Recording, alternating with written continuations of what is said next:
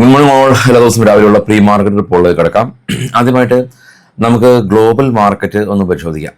Global മാർക്കറ്റിൽ ഏറ്റവും താഴെ നാസ്ഡാക്കും ഡോയും പോസിറ്റീവിൽ ക്ലോസ് ചെയ്തു. ഡാക്സ് ജർമ്മൻ മാർക്കറ്റ് നെഗറ്റീവിൽ ക്ലോസ് ചെയ്തു. FTSE UK മാർക്കറ്റ് പോസിറ്റീവിൽ ക്ലോസ് ചെയ്തു. ഇപ്പോൾ ട്രേഡ് ചെയ്യുന്ന നിക്കി ജപ്പാൻ മാർക്കറ്റ് 1% റാലിയിലാണ്. കോസ്പി കൊറിയ 4% റാലിയിലാണ്. നാസ്ഡാക്ക് ഫ്യൂച്ചർ പോസിറ്റീവാണ്. ഡോ ഫ്യൂച്ചർ പോസിറ്റീവാണ്. ഗിഫ്റ്റ് നിഫ്റ്റി ഇൻഡിക്കേറ്റ് ചെയ്യുന്നത് 24,219, അതായത് ഇന്നലത്തെ ക്ലോസിംഗിൽ നിന്ന് നമുക്കൊരു 100 പോയിന്റ് മുകളിലാണ് ഇപ്പോൾ നിൽക്കുന്നത്.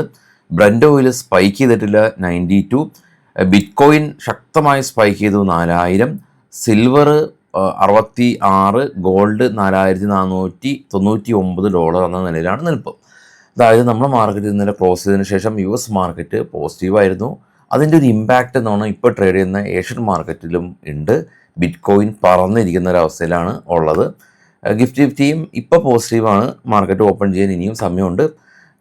അത് സസ്റ്റെയിൻ ചെയ്യുമോ എന്നറിയില്ല. പക്ഷേ സെൻറ്റിമെൻറ്റ്സ് ഇപ്പോൾ നമുക്ക് രാവിലെ കാണാൻ പറ്റുന്നത് പോസിറ്റീവായിട്ടാണെന്നാണ് പറയാൻ സാധിക്കുകയുള്ളൂ. ഇനി US മാർക്കറ്റിൽ ലിസ്റ്റ് ചെയ്ത ഇന്ത്യൻ കമ്പനികളിൽ ഇൻഫോസിസ് ഒരു 1%, വിപ്രോ ഒരു 2%ൻ്റെയും ഒരു നേട്ടം കൈവരിച്ചിട്ടുണ്ടായിരുന്നു എന്നുള്ള ഒരു കാര്യം കൂടിയുണ്ട്. ഇനി നമുക്ക് ഓപ്പൺ ഇൻട്രസ്റ്റ് പരിശോധിക്കാം.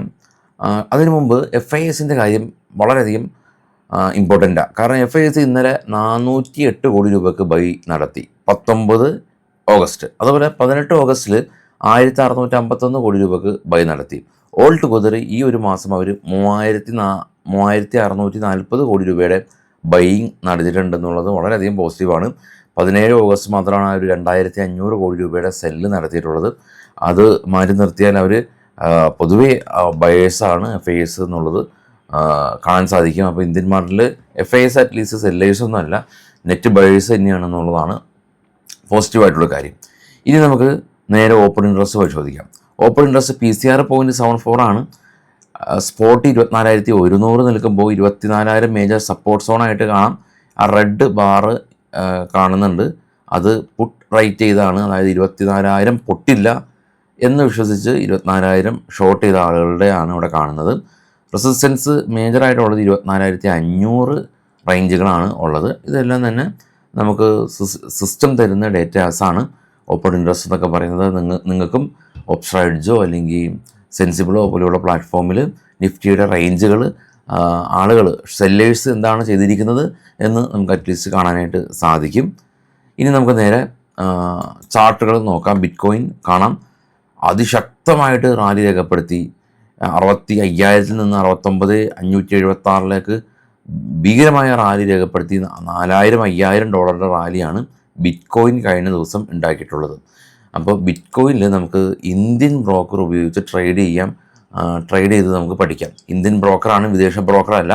അപ്പോൾ അത് ട്രേഡ് ചെയ്യാത്ത ആളുകൾക്ക് നമുക്ക് കോഴ്സ് ഫ്രീ ആയിട്ട് പ്രൊവൈഡ് ചെയ്യുന്നുണ്ട്.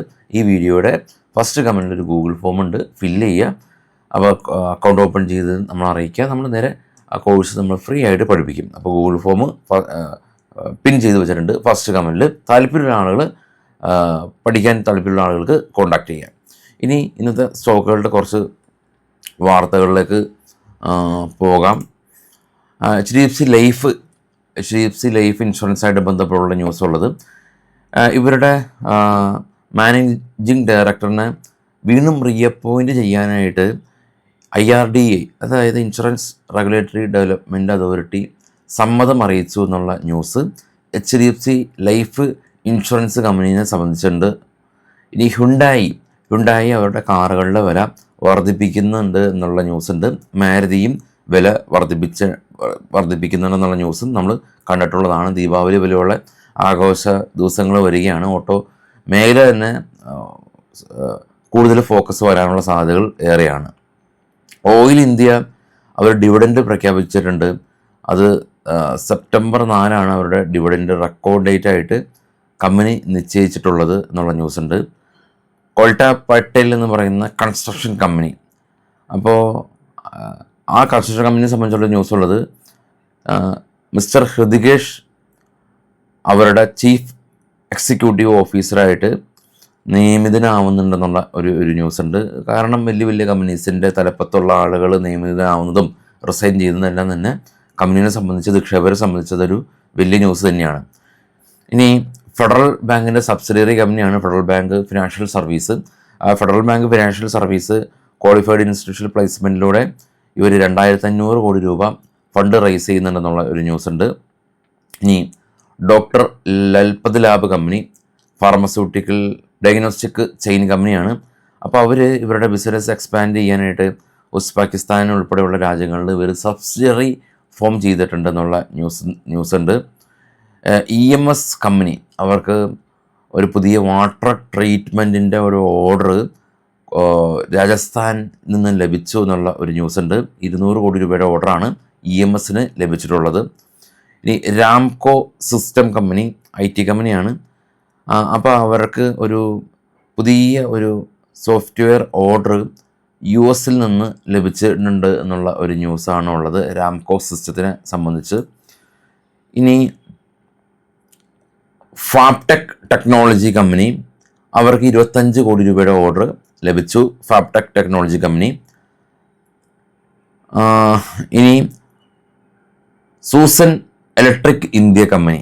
സൂസൻ ഇലക്ട്രിക് ഇന്ത്യ കമ്പനിയെ സംബന്ധിച്ചുള്ള ന്യൂസ് ഉള്ളത് ഇവരുടെ പ്രൊഡക്ഷൻ കപ്പാസിറ്റി കമ്പനി വർദ്ധിപ്പിക്കുന്നെന്നുള്ള ന്യൂസാണ് ഉള്ളത്. ഇൻഡിക്യൂബ് സെക്യൂർ കമ്പനി അവർക്ക് 68 കോടി രൂപയുടെ ഓർഡർ ലഭിച്ചു ഇൻഡിക്യൂബ് സെക്യൂർ കമ്പനിക്ക്. അതുപോലെ തന്നെ സീഗൾ ഇന്ത്യ കമ്പനിക്ക് 274 കോടി രൂപയുടെ ഓർഡർ ലഭിച്ചു എന്നുള്ള ഒരു ന്യൂസ് ഉണ്ട്. ഇനി ഓട്ടോലൈൻ ഇൻഡസ്ട്രീസ് കമ്പനി 110 കോടി രൂപയുടെ ഓർഡർ ലഭിച്ചു എന്നുള്ള ന്യൂസ് ഉണ്ട്. ഈ ഓട്ടോലൈൻ ഇൻഡസ്ട്രീസ് കമ്പനിക്ക് ടാറ്റ മോട്ടേഴ്സിൽ നിന്നാണ് 110 കോടി രൂപയുടെ ഹാച്ച് ബാക്ക് കോമ്പോണൻ്റ് എല്ലാം തന്നെ മാനുഫാക്ചർ ചെയ്യുന്നതിന് വേണ്ടിയിട്ടുള്ളൊരു ഓർഡർ ലഭിച്ചിട്ടുള്ളത്. ഇനി GP പെട്രോ കെമിക്കൽ കമ്പനി അവർക്കും ഒരു പുതിയ ഒരു ബിസിനസ് കോൺട്രാക്റ്റ് സൈൻ ചെയ്തു എന്നുള്ള ഒരു ന്യൂസ് GP പെട്രോ കെമിക്കൽ കമ്പനീസിലുണ്ട്. ഇനി സ്ട്രൈഡസ് ഫാർമ കമ്പനിയുടെ US-ലുള്ള മാനുഫാക്ചറിങ് ഫെസിലിറ്റിയിൽ US drug control authority inspection നടത്തിയതിന് ശേഷം അവർക്ക് അപ്രൂവൽ EDR അപ്രൂവൽ ലഭിച്ചിട്ടുണ്ടെന്നുള്ള ന്യൂസാണ് സ്ട്രൈഡസ് ഫാർമസ്യൂട്ടിക്കൽ കമ്പനീസിനെ സംബന്ധിച്ചുള്ളത്.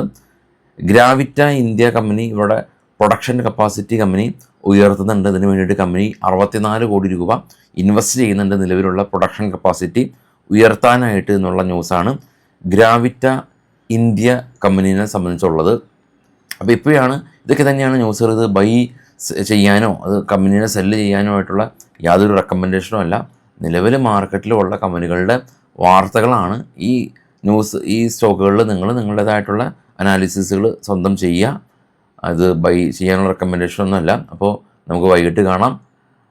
ബിറ്റ്കോയിൻ അക്കൗണ്ട് ട്രേഡ് ചെയ്യാൻ പഠിക്കാൻ താല്പര്യമുള്ള ആളുകൾക്ക് ഫസ്റ്റ് കമൻറ്റിൽ അക്കൗണ്ട് ഓപ്പണിംഗ് ലിങ്ക് ഉണ്ട്, ഗൂഗിൾ ഫോം ഉണ്ട്, ഫില്ല് ചെയ്യുക. കോഴ്സ് നമ്മൾ ഫ്രീ ആയിട്ട് തന്നെ അയക്കും. അപ്പോൾ താങ്ക് യു ഓൾ. വൈകിട്ട് കാണാം.